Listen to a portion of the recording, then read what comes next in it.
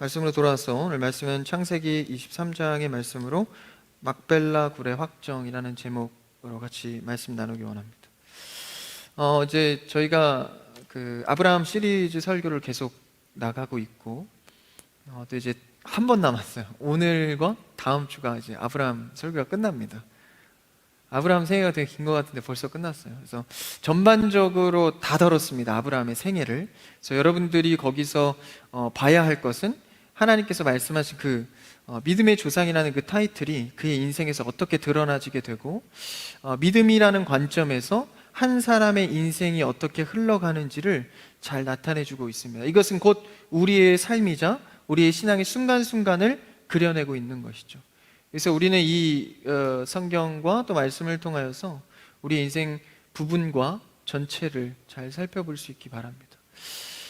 오늘 23장은 그 이제 아브라함의 인생의 끝바지로 가면서 죽음이라는 문제 앞에 서게 됩니다. 아브라함도 그렇고 또한 아내 사라도 그렇습니다. 하나님의 방식은 항상 조금씩 알리시고 조금씩 이루어가는 방법을 늘 취하십니다. 그래서 그 조금씩이라는 시간의 순서에 따라서 하나님은 우리와 관계하길 원하십니다. 여러분들 인간관계도 이렇게 맺어보셔서 아시죠? 막 순식간에 관계가 맺어지던가요? 물론 남녀관계 뭐 이렇게 순식간에 눈에 반한다 뭐 이런 얘기를 하지만 그걸로 끝납니까? 그렇지 않죠? 아무리 순식간에 반했어도 과정의 시간은 늘 필요합니다. 이 사람이 누구이고 어떤 생애를 살았고 또 어떤 걸 원하는지를 조금씩 알아가면서 관계가 쌓여가는 것이죠. 그게 인격적인 관계의 기본입니다. 조금씩 쌓여가는 것 말이죠. 근데 하나님은 하나님의 방법을 쓰면서도 동시에 우리 인격적인 우리에게 맞춰주십니다. 그래서 하나님도 사실 한 번에 뭐든지 다 하실 수 있는 분이잖아요. 어떻게 알 수 있죠? 창조를 말씀으로만 이뤄내시죠. 빛이 있으라, 빛의 개념과 그 수많은 과학의 이론들을 덮으시고 말씀 하나로 이뤄내세요. 그러니까 하나님은 뭐든지 한 번에 일하실 수 있는 분입니다. 근데 그렇게 하지 않고 단지 인간에 한해서는 그렇게 하지 않는다는 거예요. 조금씩 천천히 인격적인 방법으로 쌓아간다라는 것이죠. 그게 우리에게는 큰 은혜인데, 그래서 아브라함의 생애도 사라도 마찬가지로 조금씩 이루어가는 확장을 믿음의 신앙의 단계 가운데 나타내 주신다라는 것이죠. 근데 여기서 재밌는 것은 하나님께서 그 과정을 이루기 전에 항상 뭘 하시죠? 약속을 하십니다. 불안하지 않도록 확정, 말씀, 언약의 말씀으로 넌 이렇게 될 거야. 넌 나의 자녀야. 내가 약속한 땅을 줄 거고 자손을 줘서 하나님의 나라를 이룰 거야 라고 말씀하시고 쭉 이제 시간을 통해서 펼쳐가시죠. 그러니까 하나님의 방법은 참 흥미롭습니다. 우리가 순종만 잘하고 잘 들으면 우리의 생애는 그 약속으로 보장받습니다. 사실 현실의 벽이 너무나도 높아서 어려운 문제나 환경을 맞닥뜨리게 되면 그 약속을 자꾸 까먹죠. 그래서 주야로 뭘 묵상해야 하죠? 이 성경 말씀을 묵상해야 합니다. 까먹지 않도록 하나님이 나한테 어떤 은혜를 주셨고 예수님이 어떤 일을 행하셨는지, 그래서 그것을 통해서 조금씩 알려가는 거예요. 내가 누구이고 하나님은 누구이고 그분이 나에게 어떻게 행해 가시는지를. 그래서 이렇게 아내 사라의 인생 가운데에서도 하나님이 쭉 일하시고 아브라함과 같이, 그리고 그 속에서 수많은 이제 역경을 사라도 겪게 되죠. 믿음의 생활 속에서. 당시에는 아이를 못 가지면, 뭐 지금이야 그렇게 큰 문제가 되지 않겠지만 당시에 아이를 못 가지면 저주로 여겼습니다. 취급을 안 하는 거예요. 90세가 돼도 아이가 없었을 때 그 서름, 그렇죠? 뭐 가히 상상하기도 힘들죠. 그런데 그 아이 없는 수치를 딛고 하나님께서 또 이삭, 약속의 자녀를 낳게 하시죠. 뭐 그뿐입니까? 아브라함이랑 이제 가나안 땅에 살면서 두 번이나, 우리 다 했었죠? 두 번이나 이제 팔립니다. 그렇죠? 이제 아내가 이제 남편에게 팔렸을 때 그 기분이 어떨지 짐작도 안 되는데, 한 번도 아니고 두 번. 이 정도면 이혼감인데 이 정도의 역경을 견뎠다라는 것이죠. 그 가운데에서 아브라함과 하나님의 관계 속에서 사라 역시도 신앙이 조금씩 만들어져 갑니다. 하나님께서 이제 나이가 많아져서 이 경수가 끊어져 이제 아이를 낳을 수가 없는 상황 가운데에서 하나님이 약속의 자녀를 준다고 자꾸 말씀하시니까 이제 아내 사라가 비웃죠. 그 정도로까지 이제 하나님과의 신뢰 관계가 없었는데 조금씩 알아간다라는 것이죠. 그래서 오늘 2부 예배 때 목사님이 말씀하신 것처럼 작은 것에서부터 시작한 그 믿음이 결국 죽음의 생애 끝까지 그 크게 믿음이 자라간 것을 볼 수 있습니다. 그래서 이제 사라가 오늘 말씀에서 죽음을 맞이하고 아브라함이 아내가 죽은 뒤에 무덤 터를 만드는 과정을 나타냅니다. 이 속에서 어떤 하나님의 약속의 의미가 숨어 있는지를 우리가 살펴보기 원합니다. 1절을 오늘 본문에 읽진 않았지만 성경책 있으신 분들은 펴놓고 보시고 1절을 한번 읽어볼까요? 앞에 있습니다. 시작. 사라가 127세를 살았으니 이것이 곧 사라가 누린 횟수라. 사라가 가나안 땅 헤브론 곧 기럇 아르바에서 1절만요. 1절. 1절에 보니까 127세를 살았다고 나옵니다. 굉장히 오래 살았죠. 당시는 지금의 어떤 사는 육적인 개념보다 조금 더 살았던 것 같아요. 127세입니다. 근데 여기서 특별한 것은 사실 성경 어디에도 여성이 죽은 나이를 기록한 것은 이것이 유일합니다. 그러니까 열국의 어머니라고 불리는 아브라함의 아내 사라가 몇 세에 죽었는지를 성경이 기록하고 있다는 거예요. 당시의 어떤 히브리인들의 이런 개념상으로도 있을 수 없는 일입니다. 실제 예수님의 족보도 그 족보 가운데 그냥 단순히 그냥 이름을 열거한 게 아니라 여인의 이름을 써놓죠. 창녀의 이름도 써놓고. 당시 족보에는 여성의 이름을 쓰지 않습니다. 근데 여성의 이름과 창녀의 이름을 쓸 정도로 하나님께서는 특별한 계보와 특별한 상황을 항상 만들어 가시죠.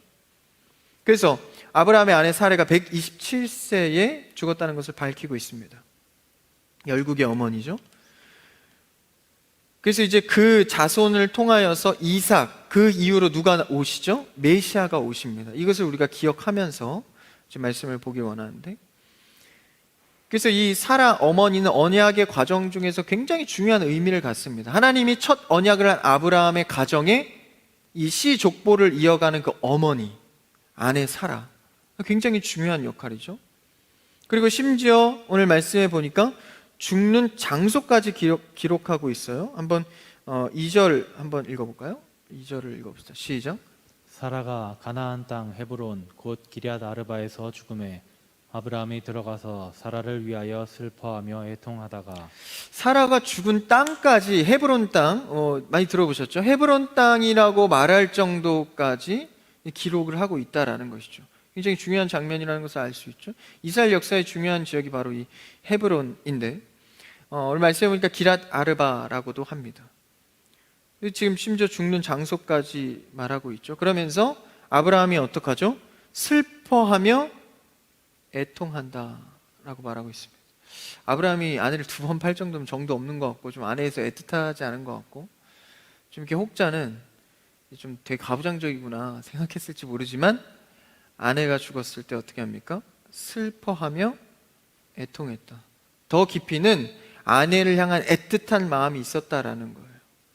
그러니까 수많은 사연과 역경을 하나님과 함께 하면서 이 아브라함이 아내를 잃는 충격적인 사실 상황에 놓이게 됩니다. 나이가 돼서 죽긴 했지만 이 사람이 살면서 가장 충격적인 상황이 자기 배우자를 잃었을 때라고 합니다. 이제 목사님도 이제 사모님을 사실 이른 나이에 사모님이 이제 돌아가시면서 저에겐 또 어머니가 되죠. 그 잃었던 기억이 참 떠올리기도 싫을 만큼 참 충격적이었던 사건인 것 같아요. 그래서 가장 큰 이런 사건의 충격을 겪게 됩니다. 그러면서 슬퍼하고 애통하죠.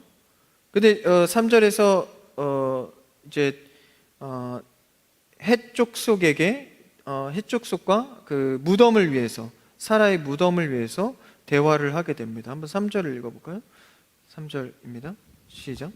그 시신 앞에서 일어나 나가서 헷 족속에게 말하여 이르되 여기서 이제 시신 앞에서 슬퍼하며 울다가 뭐 어떤 표현이 나오죠? 어떤 동사가 앞에서 일어나 나가서라고 되어 있는데 원문에는 일어나입니다. 일어났다는 의미가 단순히 왜 그냥 썼을까? 일어나서 다음 일을 했다라는 표현하는 수식에 불과할까요? 그렇지 않습니다. 이 시신 앞에서 일어났다라는 것은 원어의 그러니까 확정되다라는 의미를 갖고 있습니다. 오늘 말씀을 우리가 후반절을 읽으면서 계속 등장했던 단어가 뭐죠? 확정되다입니다. 20절에도 확정되다가 나오죠. 그리고 18절에도 아브라함의 소유로 확정된지라. 뭘 확정했다는 거예요? 아브라함과 사라가 죽을 땅을 이제 받아서 사서 이 땅으로 확정됐다라는 뜻과 동의어로 지금 3절에 시신 앞에서 일어났다, 확정되었다라는 의미를 쓰고 있죠. 그럼 이 확정되다라는 숨은 의미를 어떻게 뒤에서 풀어가고 있는지를 살펴보겠습니다. 한번 4절을 읽어볼까요? 다음 절 4절 시작. 나는 당신들 중에 나그네요 거류하는 자이니 당신들 중에서 내게 매장할 소유지를 주어 내가 나의 죽은 자를 내 앞에서 내어다가 장사하게 하시오. 이제 아브라함이 일어나서 이제 할 일을 하는 거죠. 사라의 이제 묻힐 땅을 찾아야 하는데 이제 핵족속에게 가나안 땅에 지금 거류하고 있잖아요. 그 아브라함이. 그러면서 이제 핵족속에게 말하는 거예요. 내가 당신들 중에 나는 나그네다. 근데 사실 가나안 땅에 산 지가 뭐 1, 2년입니까? 수십 년을 지금 살아오던 아브라함이 뭐라고요? 자신을 이방인이다. 그러니까 가나안 입장에서는 아브라함이 나그네인 거예요. 그래서 나는 나그네요 거류하는 자. 거류하는 자는 이제 떠돌이와 같은 거죠. 그러니까 그 지역의 시민권을 받고 살 수 없는 자다라는 거예요. 그러니까 그 나라의 혜택을 온전히 누리지는 못하는 자다라는 것이죠. 그래서 나그네라는 표현을 합니다. 그러니까 가나안 땅의 약속의 땅에서 법적인 보호를 받지는 못하는 그것을 자신은 나그네라고 표현을 하죠. 그래서 이런 나그네는 사실 아브라함의 단순한 그냥 생애에서 드러나는 그 신분이 아니라 우리의 인생을 보고도 이 나그네를 적용할 수가 있죠. 우리가 이 땅에 사는 것은 다 나그네입니다. 거류하는 자, 하나님께서 맡기신 것을 갖고 살아가는 자인 것이죠. 그러니까 이 땅 가운데 나그네로 사는 것, 떠돌이로 사는 것은 가나안 땅에 집착하는 게 아니다라는 거예요. 내가 어떻게 하면 잘 살까 먹고 살까가 아니라 나는 여기서 거류하는 자로 나그네로 서 있다. 그러니까 집착하지는 않죠. 열심히 살아가지만 집착하지는 않는 겁니다. 그래서 우리 크리스천들은 사실 이 나그네의 정신을 늘 가져야 돼요. 청지기의 정신. 하나님께서 맡기는 것을 그냥 이행하는 자. 이 땅의 본향의 삶을 두지 않고 우리가 죽어서 가는 그 하나님의 나라를 늘 묵상하면서 삶을 사는 겁니다. 그러니까 이론적으로는 그렇게 살면 이 땅 가운데 살면 그냥 막 살아도 되겠네요. 하늘을 소망하는 자는 이 땅 가운데에서의 천국의 삶을 이루어갑니다. 다시 말하면 거룩한 자로서 어느 곳에 가든지 천국의 백성으로 살아간다라는 거예요. 그러니까 여러분은 어디에 가든지 여러분의 가정에서의 자라간 성품 이런 게 다 드러나지 않습니까? 뭐 어디 간다고 그 성품이 기질이 어디 갑니까? 그것처럼 하나님의 백성은 어디로 가든지 그 거룩을 추구하는 자다라는 거예요. 그러니까 세상의 풍토와 세상의 방법과 세속적인 계산으로 살아갈 수 없는 자다라는 겁니다. 그럼에도 불구하고 그렇게 살아가는 자는 어떤 자들이에요? 하나님을 신뢰하지 않는 거죠. 그래서 아브라함은 믿음의 조상 그 믿음의 생애 동안 하나님의 자녀라는 인식을 수십 년을 통해 배워왔습니다. 하나님이 나를 사랑하시는구나. 하나님이 약속대로 이행하시는 거 보니까 나를 보호하시는구나. 이걸 수십 년의 세월 동안 그거 하나 깨달은 겁니다. 그러니까 자기를 뭐라고 표현해요? 난 나그네다. 여기 본토인처럼 거류했지만 결국 난 나그네다.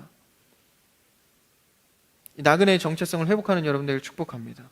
그러면 하늘에 집착하지 땅에 집착하지 않는 거예요. 그래서 어떤 물건이나 소유나 돈이나 인간관계나 욕망이나 욕심에 너무 집착하지 않는 겁니다. 이건 열심히 사는 것과 다른 문제입니다. 그래서 청년의 때 열정과 열심으로 살아가지만 어떤 한 분야에 너무 집착적으로 너무 욕망적으로 하지 않는 거예요. 그래서 때로는 내가 열심히 하다가도 안 되면 어떻게 하죠? 다 내려놓고 주님 앞에 기도하지 않습니까? 주님, 나 모르겠습니다. 꿈이 없습니다. 잘 되지 않습니다. 도와주세요. 이게 뭡니까? 집착하지 않는 거죠. 내 뜻대로. 그래서요, 우리 크리스천들은 조금 너무 많은 걸 하는 것도 좀 위험합니다. 그리고 너무 많은 것을 가지려는 것도 좀 위험해요.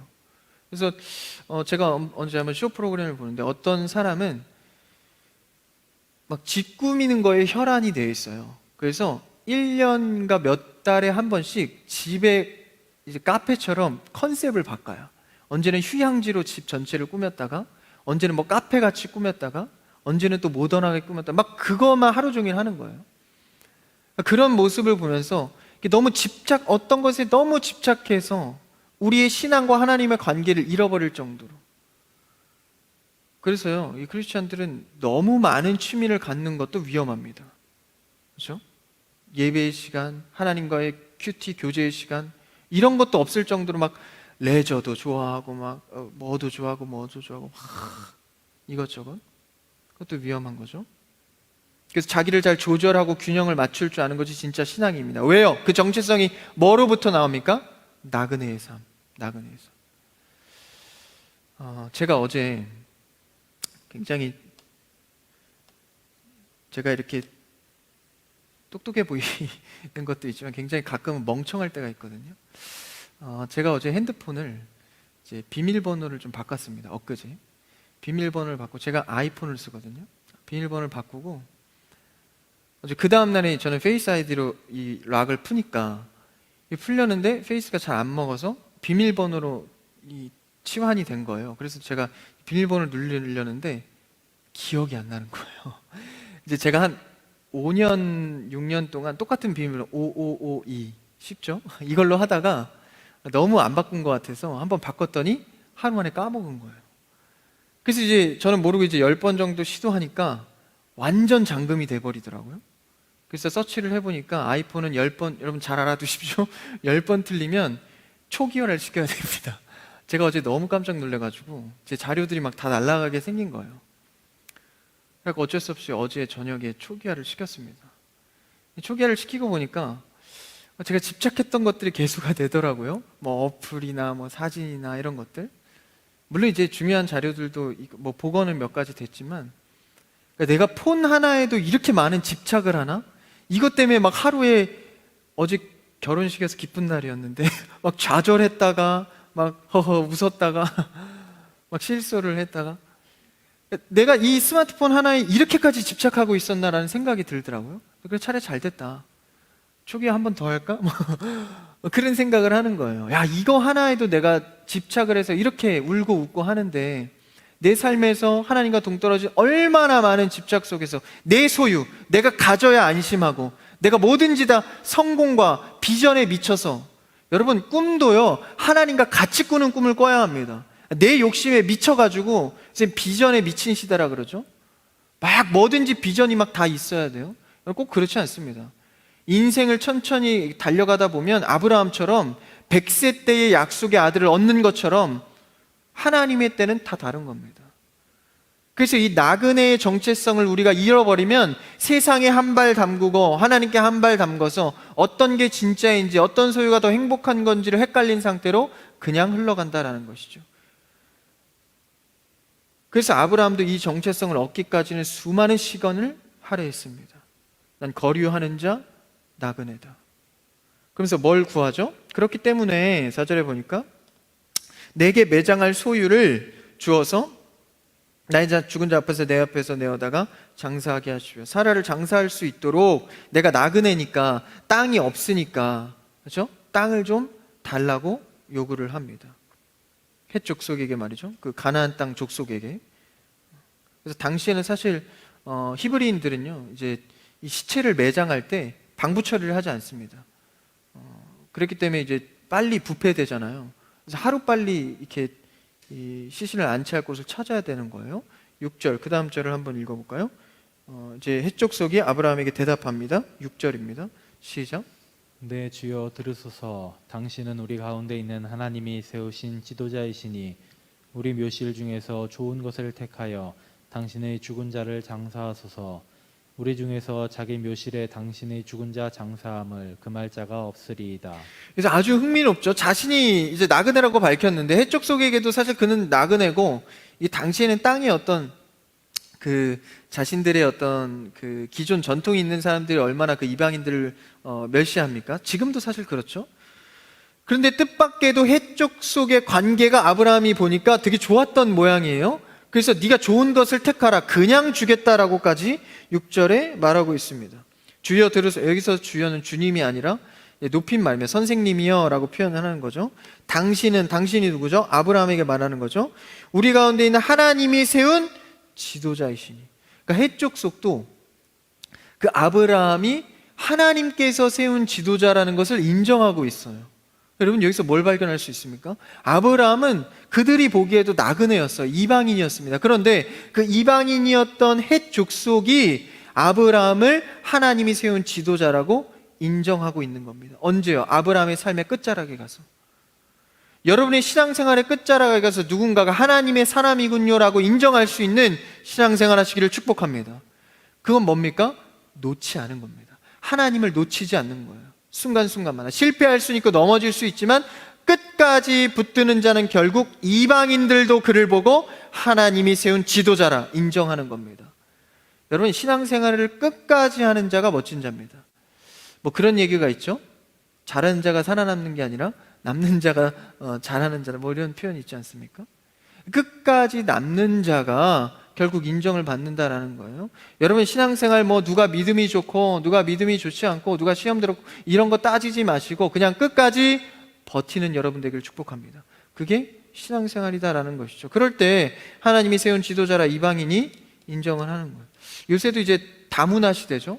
많은 그 이방인들이 우리나라도 많이 와서 일하고 하지 않습니까? 예전에 우리가 뭐 독일이나 이런 미국에 가서 일한 것처럼 우리나라에도 뭐 동남아시아인들 많이 들어와서 일하잖아요.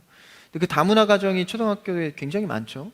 다문화 교육도 시키고 이렇게 하는데, 그래서 그 다문화 학생들이 피부도 다르고 뭐 언어도 다르고 인종도 다른 그 학생들이 와서 남의 타지의 땅에 와서 인정을 받는다라는 거예요. 여러분, 그게 쉬운 일은 아닙니다. 그래서 그 이방인이 와서 평판이 좋다라는 거 대단한 인정이죠. 여러분, 크리스찬으로서 어딜 가나 인정받는 여러분 되기를 축복합니다. 근데 그 비결은 어디 있다고요? 하나님을 끝까지 붙드는 자. 그래서 조금 불편하다고 그냥 내려놨다가 다시 찾았다가, 여러분, 이거는 인정받는 자가 아닙니다. 끝까지. 그래서 우리는 끝까지 하나님의 사람이라는 취급을 늘 받아야 합니다. 인생의 끝에서 하나님의 자리를 지킨 아브라함과 사라의 모습을 볼 수 있죠. 그래서 그들이 지도자이시니까 우리의 땅 중에서 좋은 것을 택하여서 마음대로 하십시오. 그걸 말릴 자가 없습니다. 이 정도로 인정을 받은 거예요. 하나님의 사람으로서요, 어디 가서 인정받고 어떤 도움을 청하면 그 도움에 응답받는, 여러분, 이런 사람 되길 바랍니다. 아브라함이 지금 그러하고 있죠. 여기서 조금 이제 이야기가 조금 이상하게 흘러갑니다. 한번 7절 8절을 읽어볼까요? 7절과 8절입니다. 시작.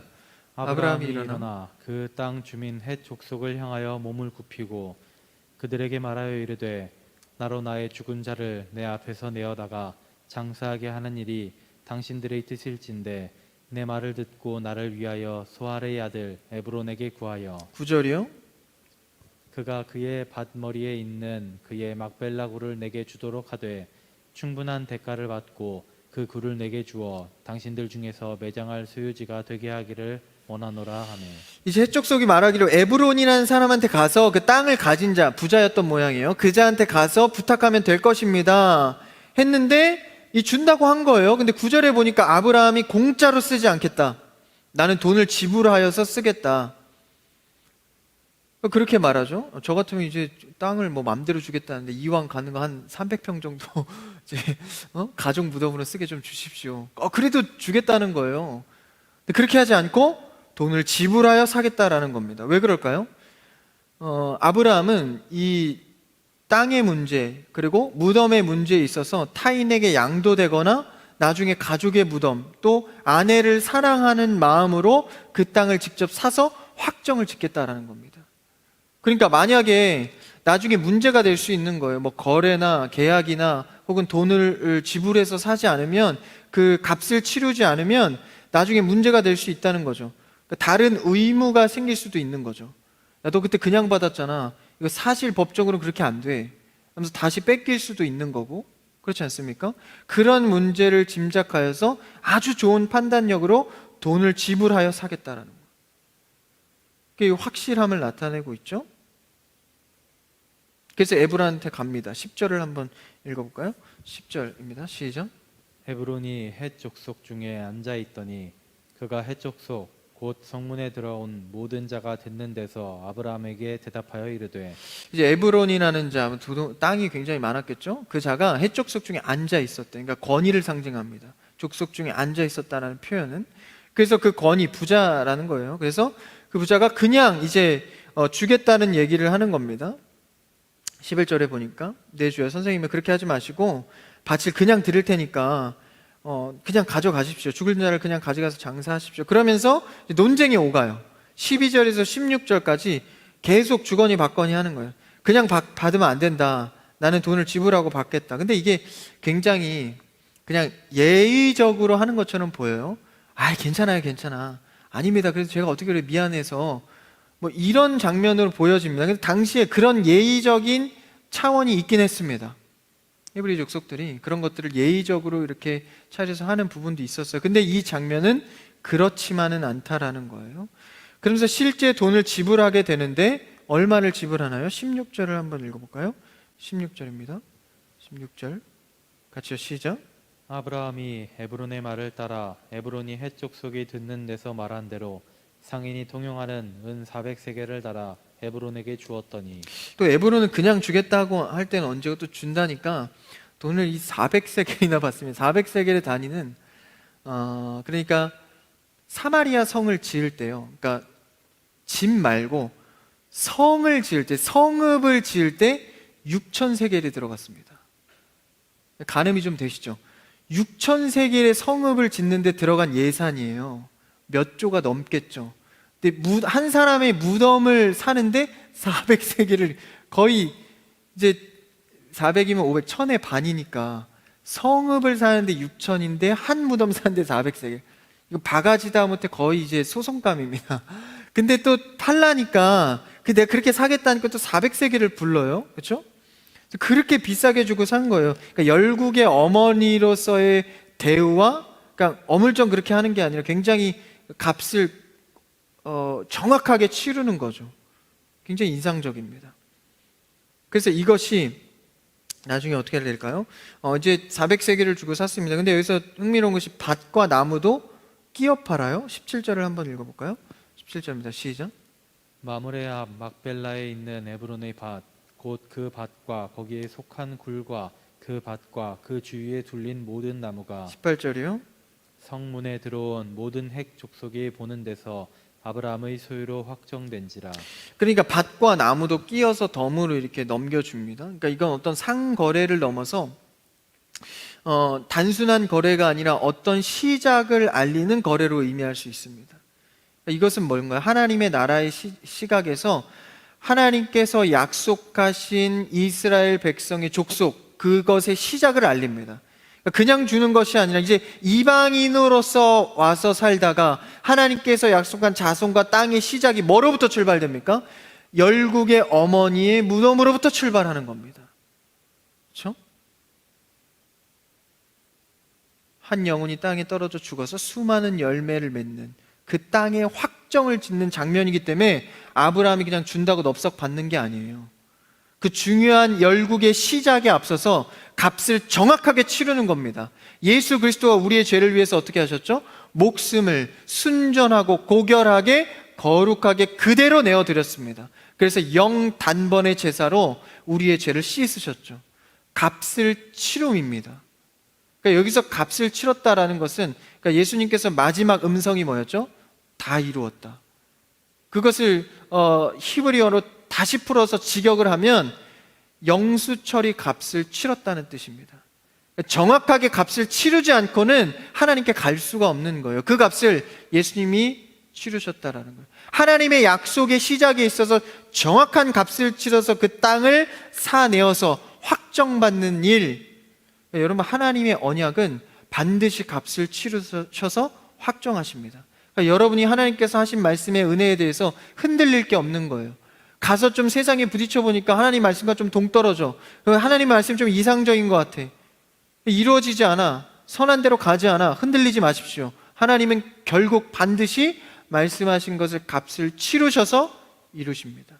과정과 결과도 늘 하나님이 하신다라는 것이죠. 그래서 이것을 정확하게 사는 거예요. 400세겔 너무 비싼 가격인데 이 바가지거든요. 좀 깎아달라고 해도 뭐 이상하지 않아요? 근데 그렇게 하지 않습니다. 정확하게 치르죠. 그래서 그냥 주는 것이 아니라 값을 치르고 받게 됩니다. 그러니까 여러분, 하나님의 일은요, 좋은 게 아닙니다. 정확하게 할 거는 정확하게 해야 되는 거예요. 구원의 문제, 그리스도를 고백하는 문제에 있어서 여러분, 그냥 좋은 게 좋은 거지. 아, 그래, 괜찮아. 이런 게 아닙니다. 정확하게 확정하는 거죠. 그래서 18절에 뭐라고 합니까? 18절 읽어볼까요? 18절 시작. 성문에 들어온 모든 헷 족속이 보는 데서 아브라함의 소유로 확정된지라. 열국의 아버지 그리고 열국의 어머니의 무덤으로 시작된 그 땅의 문제에 있어서 헷 족속이 보는 데에서 아브라함의 소유로 확정된 겁니다. 땅의 시작이죠. 그래서 이 땅이 나중에 어떻게 발전합니까? 이 땅이 나중에 흘러가서 이제 가나안 땅을 획득하는 목적의 첫 단계가 되는 거예요. 그렇죠? 하나님이 약속한 가나안 땅을 차지하게 될 것이다. 그 첫 단계가 되는 거죠. 그래서 나중에 다윗 왕궁의 출발점이 이곳이 되기도 합니다. 이것을 아브라함이 이제 영적으로 인생의 말년에 하나님과 함께하기 시작하는 거예요. 사실 이걸 잘 몰랐으면, 야, 내가 그래도 신앙생활 열심히 했으니까 땅도 그냥 거저주네, 이러면서 그냥 넙죽넙죽 받아서 해도 뭐 그렇게 이상해 보이진 않습니다. 근데 이제 어느덧 아브라함이 자라가서 하나님과 초점을 맞추기 시작합니다. 꿈을 꾸기 시작하는 거죠. 아브라함이 원하는 꿈을 꾸는 게 아니라 이 땅을 하나 사는 문제도 하나님께서 약속하신 그 땅, 그것을 기억하면서 아무리 비싸도 확정해 가는 겁니다. 아브라함의 신앙의 결단이죠. 여러분, 신앙생활이 자라가면서 결단을 명확하게 할 수 있는 여러분 되길 축복합니다. 때로는요, 직장생활 하다가 주일 성수가 안 돼요. 결단하는 겁니다. 좀 심한가요? 심하지 않습니다. 여러분, 신앙의 크기가 자라가고 믿음이 자라가면 그 결단을 할 때가 반드시 온다라는 거예요. 영적으로 민감한 자들은 그 상황이 왔을 때, 하나님께서 원하는 꿈을 볼 줄 알고 방향을 볼 줄 아는 것이죠. 그래서 결단해 버리는 겁니다. 그때는 400세겔이 아니라 4000세겔이라도 결단을 해버리는 거예요. 마음이 쓰는 거죠. 그래서 아브라함은 이 하나님과 더디게 여는 약속을 이제는 좀 같이 보기 시작합니다. 여러분, 이 가나안 땅 차지하는 것도 아브라함 대에서 이어집니까? 택도 없죠. 쭉 흘러가서 나중에 다윗의 때나 가서, 그렇죠? 그때나 가서 이루어지는 거 아니에요. 근데 그것을 그 전에 조금 흘러가는 그 약속을 아브라함은 더디지만 이제는 조금씩 보기 시작하는 거예요. 그러니까 여러분, 이제 우리도 신앙생활에서 조금씩 하나님의 마음을 볼 수 있어야 합니다. 언제까지 그냥 내 문제에 안주하면서 하나님의 뜻과 상관없는 기도를 날마다 고백하고 있을 거냔 말이죠. 이제는 자라가야 합니다. 아브라함처럼 자라가야 합니다. 하나님의 때는 언제일지 모르지만 늘 귀 기울여야 합니다. 그래서 아내의 죽음으로 이 땅을 확정해 가는 것이죠. 그래서 작은 것에서 발견한 하나님의 방식입니다. 여러분 삶의 조그마한 문제 가운데서 하나님의 방식을 발견해 가기를 축복합니다. 그래서 오늘 목사님 2부 설교처럼요, 작은 것에 충성하는 것, 이게 오늘의 말씀에 굉장히 연관이 깊거든요. 작은 것을 볼 줄 알고 충성하는 것이 곧 하나님의 방식을 발견하게 됩니다. 믿음이 자라가는 거죠. 하나님의 약속을 붙드는 것, 말씀을 붙들어서 흔들리지 않고 서는 것, 그것을 아브라함을 통해서 볼 수 있습니다. 그래서 20절에 한 번 더 강조하죠. 20절을 한 번 더 읽어볼까요?